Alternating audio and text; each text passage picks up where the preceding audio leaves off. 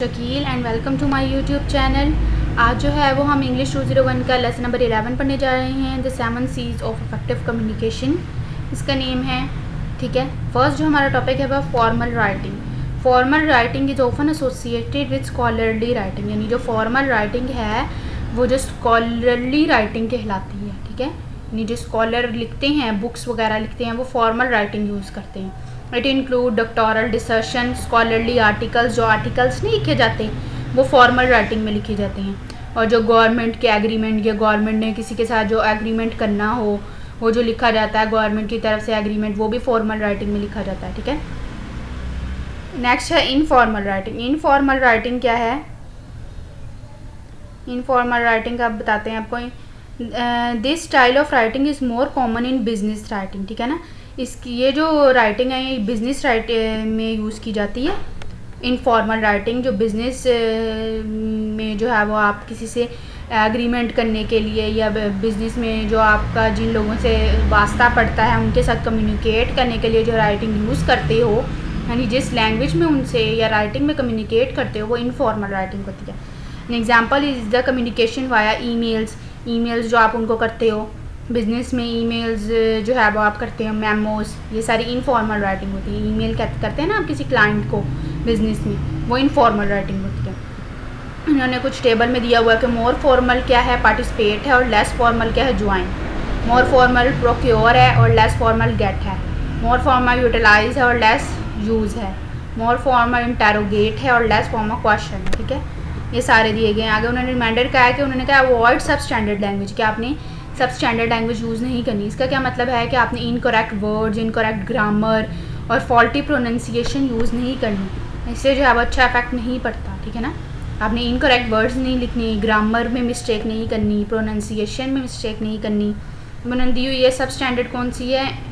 And not और is not more appropriate है। और सब स्टैंडर्ड क्या है? कांट हार्डली, और मोर अप्रोप्रिएट है कैन हार्डली। नेक्स्ट उन्होंने कहा है check accuracy of figures, fact and word, यानी जो फैक्ट्स और वर्ड्स हैं उनको आपने दोबारा एक दफ़ा चेक कर लेना है कि उसमें कहीं कोई गलती तो नहीं है। वो कह रहे हैं कि ये मुमकिन नहीं है कि आप जो है वो मीनिंग करें कन्वे वर्ड का परफेक्टली, यानी ये बिल्कुल ही नामुमकिन है कि जो है वो आप जो है वो कम्प्लीटली तौर पर जो है वो आपने जो वर्ड लिखा है उसका मीनिंग कन्वे कर पाएँ। ठीक है, through words from the head of the sender of the receiver. ठीक है ना, जो रिसीव कर रहा है उसके हिसाब से।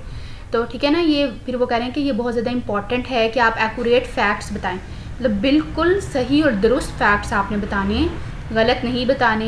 ऐसे फैक्ट्स बताने जिसके बारे में आपको बिल्कुल पूरी इन्फॉर्मेशन और नॉलेज हो कि ये सही फैक्ट है, वही आपने बताने हैं। ठीक है, आगे है our goal is to be as precise as possible. A good check of data is to have another person read and comment on the validity of the material.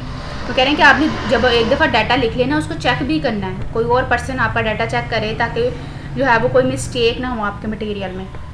Next है फैक्ट्स एंड फिगर। वो कह रहे हैं कि verify आपने statistical data करना है। आपने अगर कोई टोटल उसमें आपने लिखी है तो उसको डबल चेक करना है। ठीक है, आपने गैसिंग नहीं करना लॉस को, that have impact on you. ठीक है ना, determine whether a fact has change over time, और ये भी आपने ध्यान रखना है कि जो आप फैक्ट लिख रहे हो कि ये वक्त के साथ तब्दील तो नहीं हो गया, यानी पहले कुछ और था और अब इसकी कोई जो है वो डेफिनेशन चेंज तो नहीं हो गई। Words chat confuse. वो कह रहे हैं ऐसे भी वर्ड्स होते हैं इंग्लिश लैंग्वेज में बहुत ज़्यादा जो चेंज होते रहते हैं और कन्फ्यूज़ करते हैं, मतलब साउंड एक जैसे ही देते हैं लेकिन उनके स्पेलिंग थोड़े से डिफरेंट होते हैं। इन्होंने एक्सेप्ट ए से है और ई एक्सेप्ट, ये जो ए वाला एक्सेप्ट है इसका मतलब है रिसीव, मतलब लेना, और ई वाला जो है वो इसका मतलब है कि छोड़ देना, सिवाय, है ना, एक्सेप्ट दिस, इसके सिवाय। ठीक है, बिटवीन और अमंग में भी यही है। बिटवीन जो है वो दो पीपल के दरमियान होता है, जो अमंग होता है वो तीन और मोर, 3 और मोर पीपल के दरमियान अमंग यूज़ करते हैं, और बिटवीन दो पीपल के दरमियान। और फार्दर और फर्दर, जो फार्दर होता है वो ज़्यादा डिस्टेंस एक्सप्रेस करने के लिए इस्तेमाल होता है, और जो फर्दर है वो डिस्टेंस जो है वो वक्त के साथ, क्वालिटी और डिग्री के साथ। ठीक है ना, और जो बैनुअली है वो उसका मतलब है 2 दफ़ा साल में, और बाइनियली इसका मतलब है हर साल में 2 दफ़ा। ठीक है ना, आगे है मेंटेनेंस एक्सेप्टेबल राइटिंग मैकेनिक्स। वो कह रहे हैं कि जो भी मटेरियल है, जो भी है मैकेनिक्स से रिलेटेड, वो रेलिवेंट होना चाहिए, ठीक है ना। आपने जो है वो आपका जो डॉक्यूमेंट है उसका जो मैकेनिकल पार्ट है उसको बहुत ज़्यादा इंपॉर्टेंस देनी है। आगे वो रिवीजन कर रहे हैं, जो मैंने आपको बताया हुआ था कि कंप्लीटनेस का क्या मतलब है, कि आपका मैसेज कंप्लीट होना चाहिए, इसमें सारे फैक्ट्स और फिगर्स होने चाहिए। ये पिछले ही लेसन की सारी रिवीजन है। इसके बेनिफिट क्या हैं कि आपको जो है वो अच्छे रिजल्ट मिलते हैं, आप जो वो रिज़ल्ट चाहते हो, और आपकी गुडविल बिल्ड होती है, ठीक है। उन्होंने गाइडलाइन ये दी हुई थी कि आपने जो है वो सारी अहम मालूमात फ़राहम करनी है, सारे सवालों के जवाब देने हैं, और एक्स्ट्रा इन्फॉर्मेशन तभी इंक्लूड करनी है जब वो चाहें, ठीक है ना। Who, what, when, where, why, इसकी एग्जांपल भी उन्होंने दी हुई थी कि what do you want, when do you need it, ये सारा मैंने आपको बताया हुआ था, ठीक है ना। नेक्स्ट ये करैक्टर्स भी बताया था कि जो सेंड कर रहा है उसको पता है कि इसकी कीमत क्या है, वर्थ क्या है इसके मैसेज की, और कंपोजर में कि ये जो है वो सेंडर जो है वो ये इम्प्रेशन, उसका जो इम्प्रेशन है वो काम है, कैसा इम्प्रेशन है, ये सारे उन्होंने दिए हुए हैं। नेक्स्ट कंसिडरेशन में है कि आपने हर मैसेज को इस तरह तैयार करना है जिस तरह जो रिसीवर है, मतलब अपने मैसेज को रिसीवर के माइंड के मुताबिक आपने तैयार करना है, और गुस्सा नहीं करना, इल्ज़ाम नहीं लगाने, और उन पर जो है वो हक़ाइक़ के बगैर नहीं उन पर इल्ज़ाम तराशी नहीं करना। फिर ये भी मैंने आपको बताया था कि आपने यू पे फोकस करना है, आई और वी के बजाय। कंक्रीटनेस इसमें है कि आपने स्पेसिफिक होना है, डेफिनेट होना है, और विविड होना है, रेदर देन वैग एंड जनरल, ठीक है ना। मिसअंडरस्टैंडिंग वो कह रहे हैं वर्ड्स की बहुत ज़्यादा नुकसान देती है, ठीक है ना।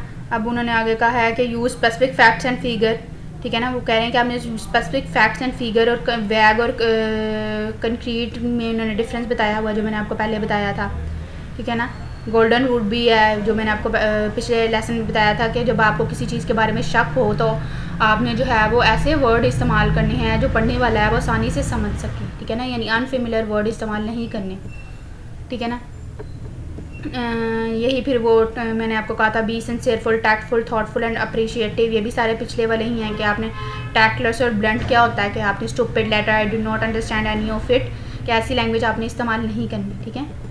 तो यहीं तक था मेरा लेक्चर। अगर आपको मेरी वीडियो पसंद आई हो तो लाइक कीजिएगा, शेयर कीजिएगा, और चैनल पर नहीं हुआ तो चैनल को सब्सक्राइब कीजिएगा। अल्लाह हाफ़िज़।